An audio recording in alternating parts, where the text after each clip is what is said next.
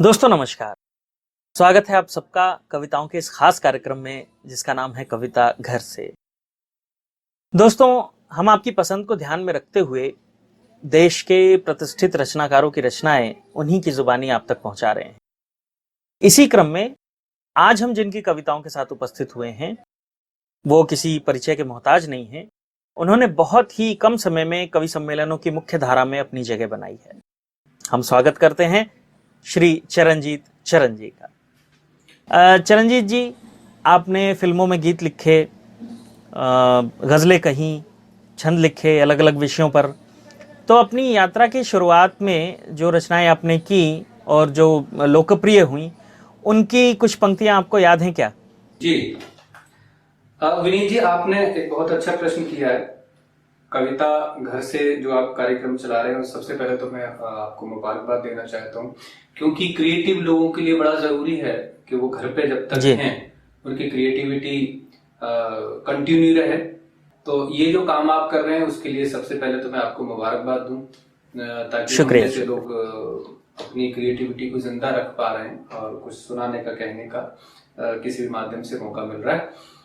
तो जहां तक मेरी यात्रा के विषय में आपने प्रश्न किया है, 2008 का ये वाक्य है, लगभग 12 साल हो गए।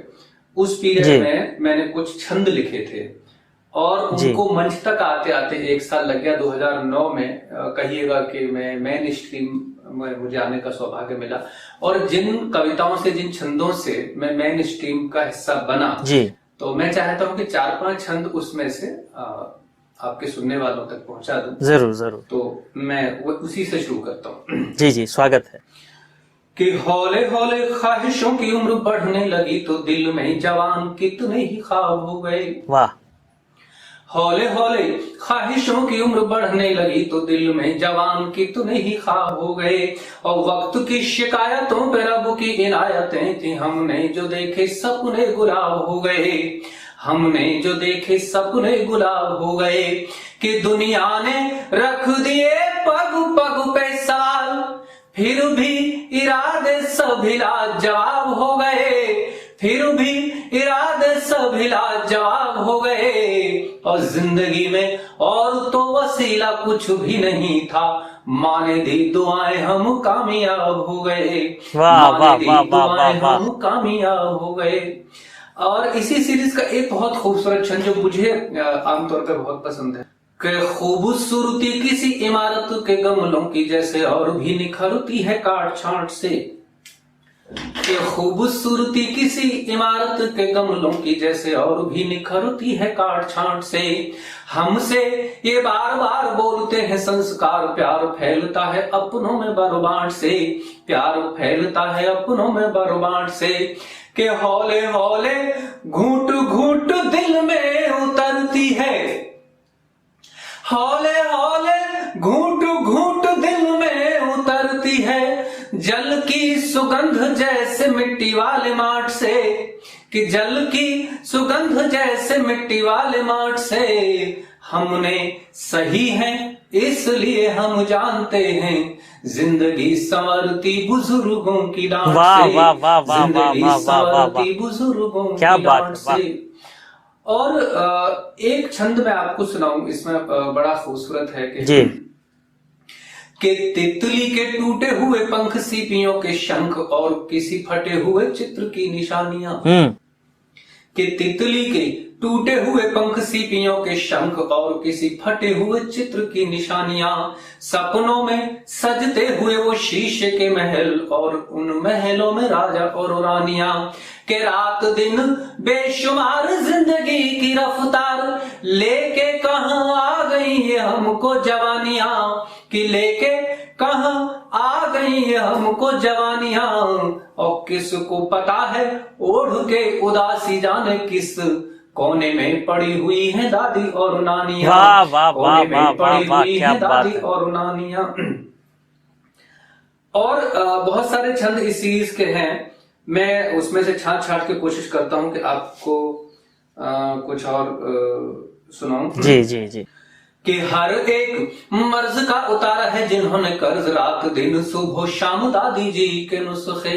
कि हर एक मर्ज का उतारा है है जिन्होंने कर्ज रात दिन सुबह शाम दादी जी के नुस्खे, और साल दर साल हर मौसमों में करते थे सेहत का इंतजाम दादी जी के नुस्खे, के लेके बचपन की कहानी से जवानी तक बिना खर्च बिना दाम दादी जी के नुस्खे, कि बिना खर्च बिना दाम दादी जी के नुस्खे, और जहां जहां MBBS की कोशिशें विफल हुई, आए हैं वहां पे काम दादी जी के नुस्खे, आए हैं वहां पे काम दादी जी के नुस्खे।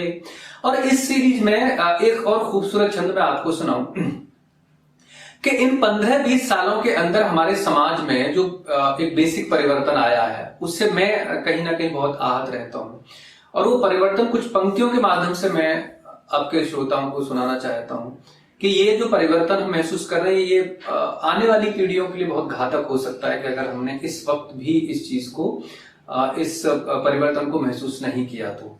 वो परिवर्तन क्या है वो आपको सुनाता हूं। लड़नी है हक की लड़ाई खुद सबको ही देगी तुम्हें कुछ, सरकार मत देखना, प्रतिस्पर्धा में हो गए रोबोट सभी, आदमी में भावना विचार मत देखना, आदमी में भावना विचार मत देखना, कि राम जब जाएंगे शहर नौकरी के लिए, भरत करेगा इंतजार मत देखना, कि भरत करेगा इंतजार मत देखना, और वासना विकार बात बात पर तकरार, नई पीढ़ियों में संस्कार मत देखना, नई पीढ़ियों में संस्कार मत देखना।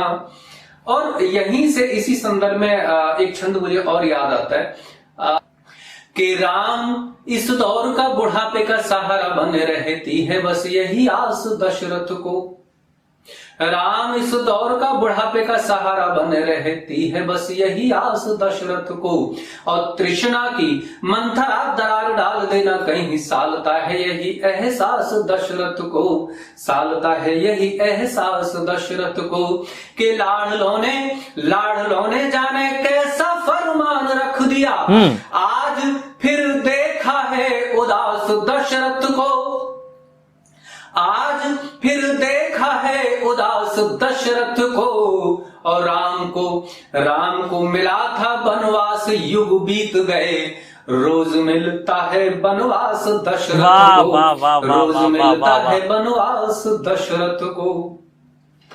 इस क्रम का आखिरी छंद मैं आपकी नजर कर देता हूं जी। बहुत लंबी सीरीज है, तो इस विशेष छंद के लिए मुझे बहुत स्नेह पूरे देश में मिला जी, और खास तौर से अभी भी जो लोग आपके सुनने वाले हैं, मैं उनसे भी निवेदन करता हूं कि अपने जीवन में कम से कम ये पंक्तियां आप उतार लीजिए तो आपके जीवन की बहुत सारी समस्याएं हल हो जाएंगी जी। मैं छंद निवेदित करता हूं सीधे जी जी, स्वागत है।